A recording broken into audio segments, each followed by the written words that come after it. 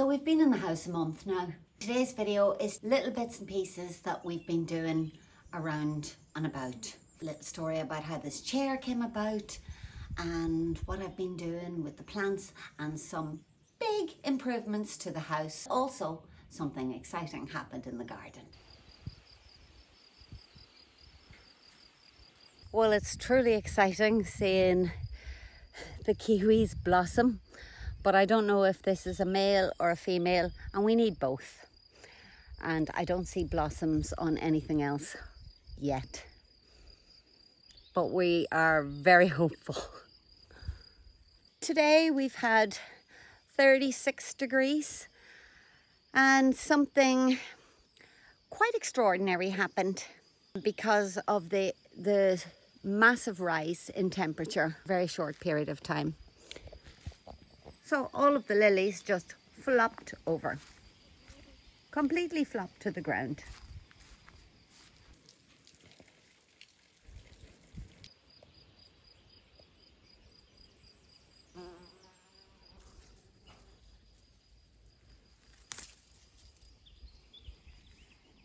Well, these are the gummy berries that we bought from Kenzo Bonsai Studio a couple of years ago. And this is the first time I've ever tasted one of these.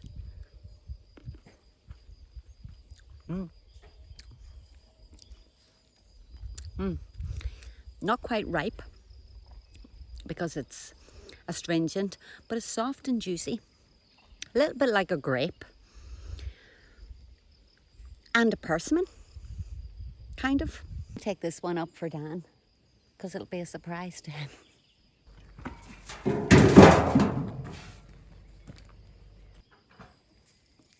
It's a little bit redder. And we've also got blueberries coming.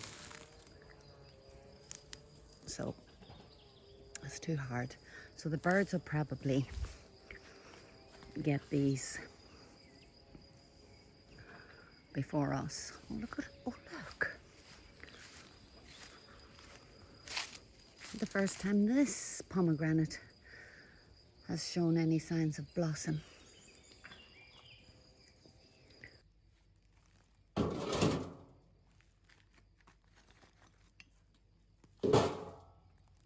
I've just given Dan the gummy berry. So how would you describe it now that you've stopped making faces? It's certainly very sharp and a little bit, what is the word? Astringent. Astringent, that is the word. Yeah. A bit astringent. Maybe it's not quite ripe. That's what I thought too. But I think they would make a fantastic jam with that kind of sharpness. I didn't find sharpness at all. I got sweetness. Right. But a flavour of, kind of, for me it was like a mix of persimmon and grape. So, yeah, certainly notes of grape. But maybe the persimmon comes from the astringency. Well, but I'm talking about texture. It was slightly jellified too, you know. Yeah. Okay. We probably need to look up and find out when they're actually ripe and good to eat. I think they need to be almost rotten or something. Yeah, quite possibly almost blessed. We shall see. Good morning. It's June, the first week in June. As you can see, we've still got no kitchen. But the good news is today, two great things are happening. They're coming to put the fly screens on the windows. Secondly, we've got Carlos coming. Now you may remember Carlos because Carlos is the goat herder and he often brought us manure, but things have changed. Carlos has a new tractor and he's coming today and he's got some extra machinery and he's going to help us down on the land. The time has been extended to clear the land, so we have this week to get this done. So he's going to chop up the wood, split it and get all that done. So that's quite exciting. So I'm just having a cup of tea and waiting for this to happen. I hear him coming. Well, actually, That wasn't him, it was two other tractors on the way by. Busy highway this morning. So he's still not here, but I've got to move the pickup because I'm going to put the wood down here. Well, I'm not going to. Carlos is going to put it there in the tractor. A few days earlier, Carlos was round and he tidied up that big tree that had fallen and the other 3 pine trees. Totally uprooted. These pine trees are native, and this one, now it's a sole tree in kind of the middle with no other support, is vulnerable to falling. We are now taking down the last of the big pines. We aren't able to get any close-ups because we need to stay well back because this tree is huge. Oh, there it goes.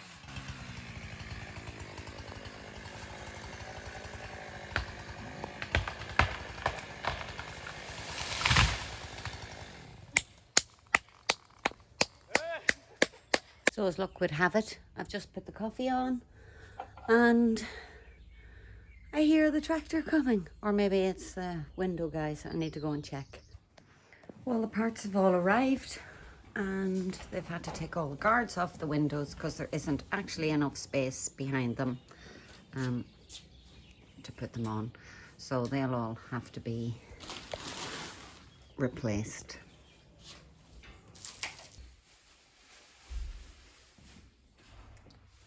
Well, I won't have to use these tennis bats and swatters anymore.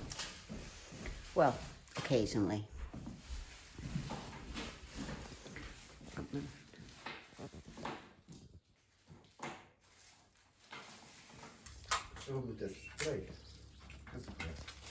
So we're going to do the first window, which is the guest bedroom.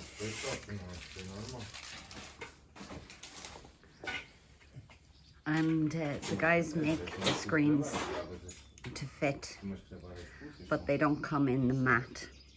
So this one will probably always be a little bit tiny, unless I let it get nice and dusty like everything else. But they assure me that when the sun shines on them after some time, they will dull down. So I'm really looking forward to having these on, because last night, and by the way, Dan's away in Indonesia again. So last night was the first night I heard one of the dreaded screaming mosquitoes and had to get up in the middle of the night, build a fan. Well, there was a fan already built, but it's down in one of the rooms underneath and I was already in my bed. So I had another fan, I built that, went back to bed.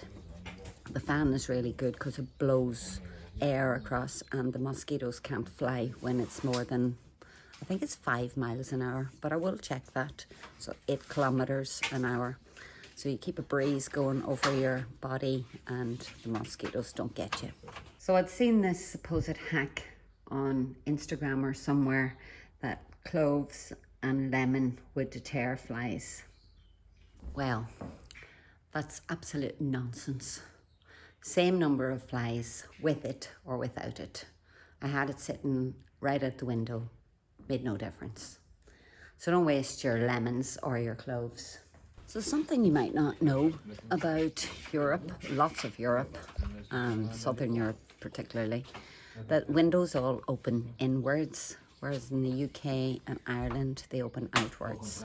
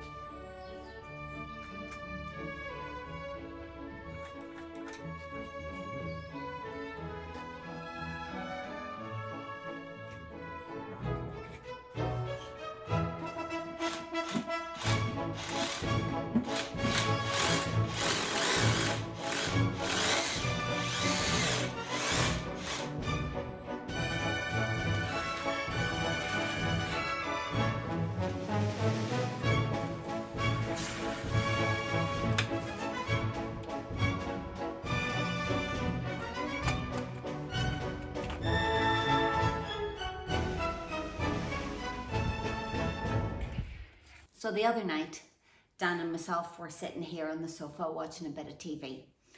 And he looked over and he says to me, "What's her name?" So he's talking about the Queenborough poster.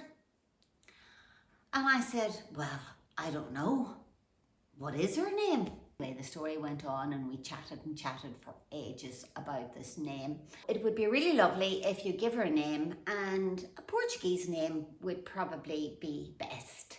Whichever name has the highest number of votes, completely your choice, that will be her name forever after. So thank you, as you know, in the comments.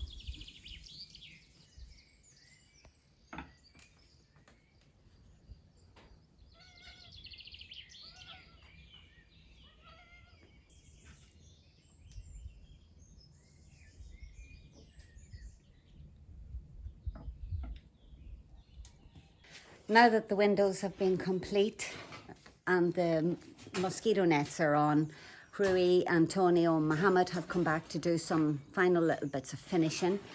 Quite large gaps that couldn't be filled in with silicone, and he's just filling them in with a type of fine cement and now brushing it off. I'll just show you.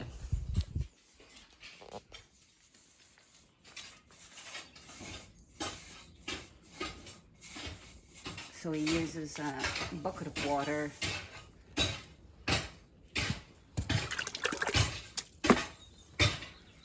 And then he's just washing that off so that there's no grit. Doesn't use a cloth or a sponge, and that gets the cleanest finish with the cement residue. Anything else then can just be taken off with a bit of wipe if you do it quickly.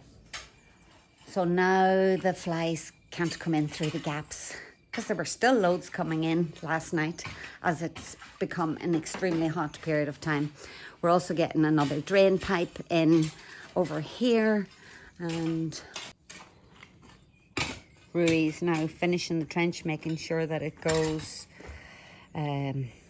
so it'll go from just the bottom of this gutter all the way down.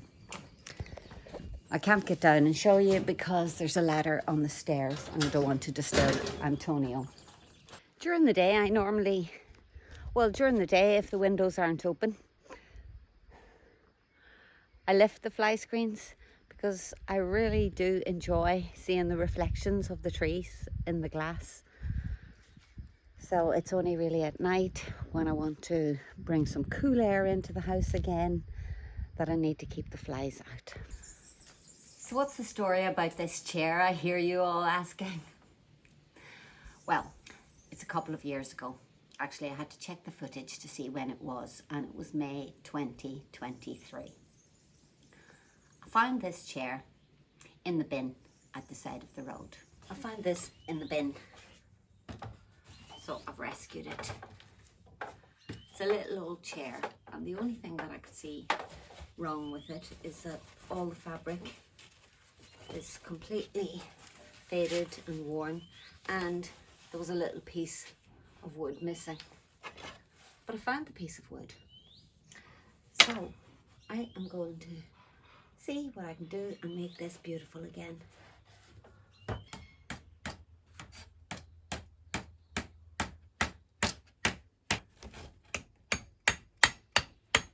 Here.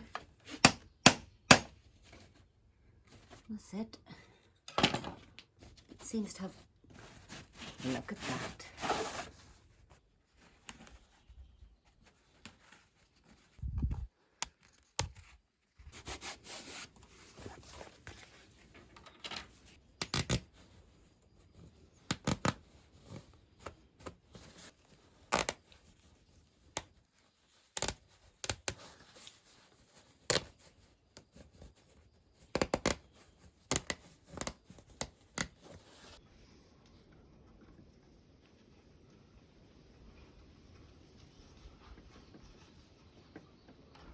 Not much string here.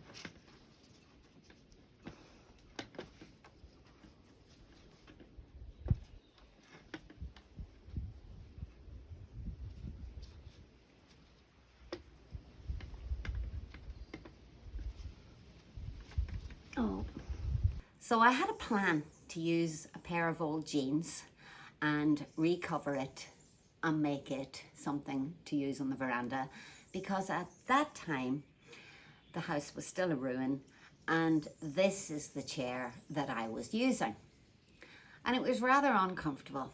Favorite ever pair of jeans, these ones, which have been patched beyond recognition, and the front has been worn wafer thin. Patched, but no more. Still couldn't throw them out, but I'm thinking that the back of the leg might be good enough to make the back of the seat.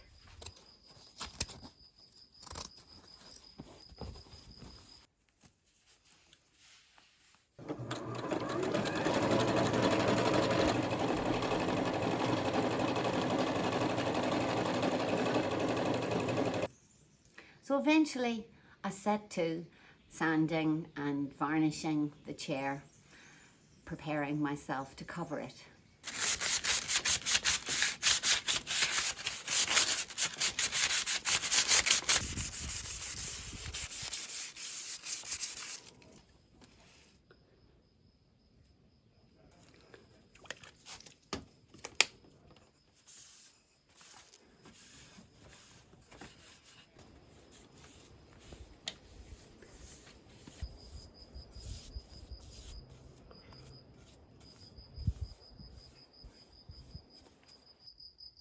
I never really finished it because it just wasn't turning out the way I had hoped. But last week when Dan was away, I came across this old tablecloth, well actually a table runner that I'd bought many, many years ago, which has a couple of stains on it, and I was thinking, why on earth did I keep that? But I did, and I thought, oh, that might work. And so this is what I did.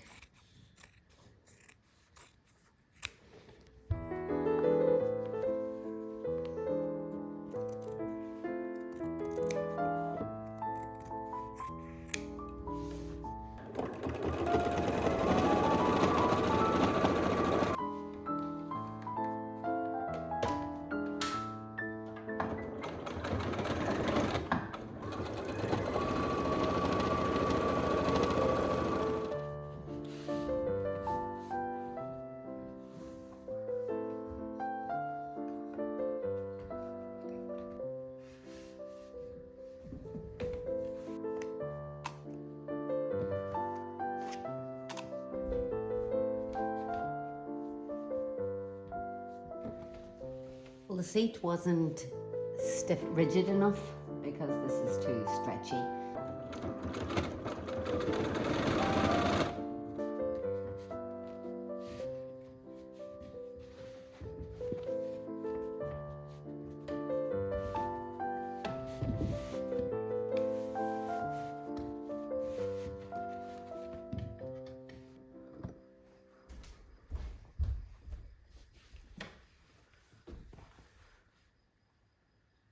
Yes!